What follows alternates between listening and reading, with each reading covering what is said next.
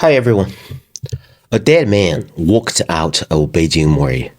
Corpse swore he was cold on table number 4. So how did they find him 30 meters away still dripping blood? Today I will tell a story that is widely circulated in Beijing police circles. I heard the whole story from my classmate who is a police officer. In September 2001, something like this happened in Beijing. It was in a hutong. Hutong is actually a very narrow street in the old city of Beijing. There was a food store in hutong, open air. As we all know, this kind of food store usually becomes busy from May. Friends get together to drink beer, have some cold dishes, barbecue, boiled peanuts, and beans. A good place to eat, drink, and chat together. It is called Wangpi Hutong, and the place where the accident occurred was the Tongxin restaurant in Hutong. I went to this restaurant when I was in Beijing, but it was later demolished before the 2008 Olympic Games. The matter was actually very simple. Two groups of people ate together in a restaurant and ordered dishes almost at the same time. However, the guests at the one table felt that the boss was serving the dishes to the guests at the other table, and the food on their side was particularly slow. One of the guests at this table had a particularly bad temper and started scolding the boss.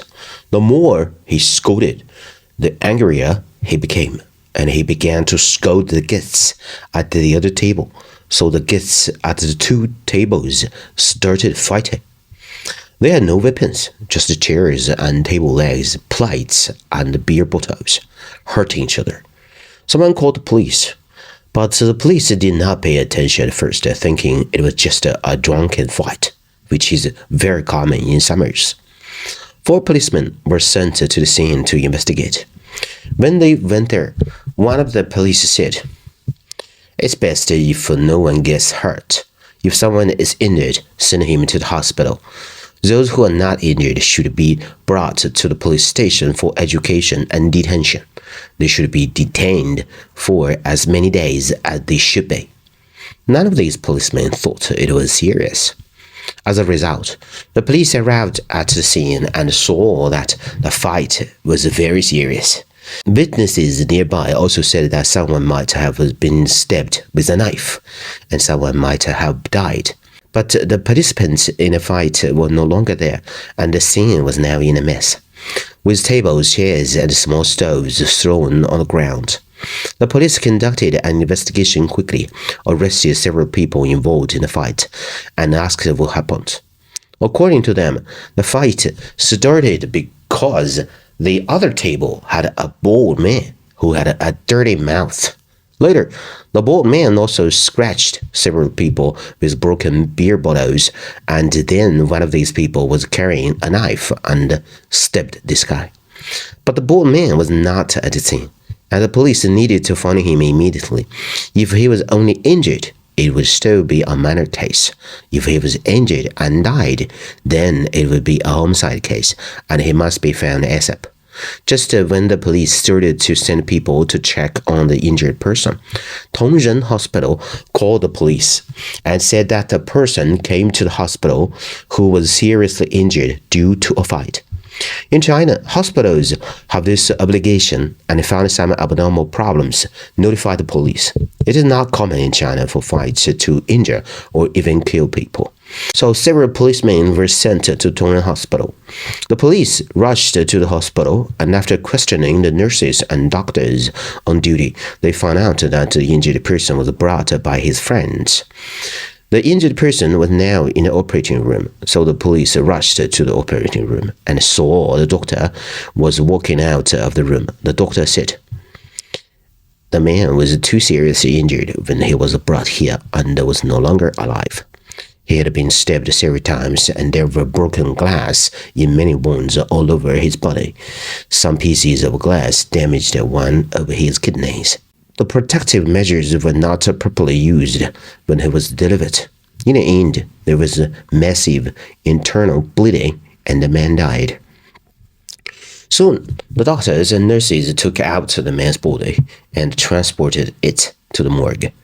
The police followed closely with the doctor transported the body to platform 4 of the morgue.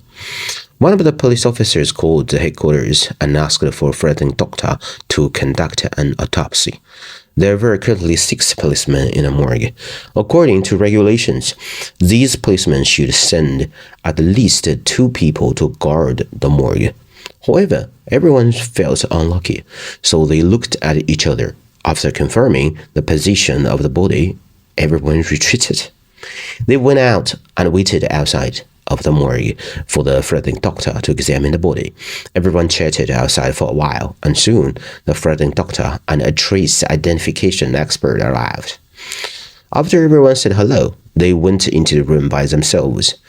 But within a minute, they came out again and asked, "Where is the body?" The 6th policeman was startled. "Isn't he lying down on number 4 platform in the room?" The trace expert said, "Go in and take a look." When these policemen heard this, something was wrong on their faces. They entered the morgue and saw that there was no one on platform 4. But there was a lot of blood.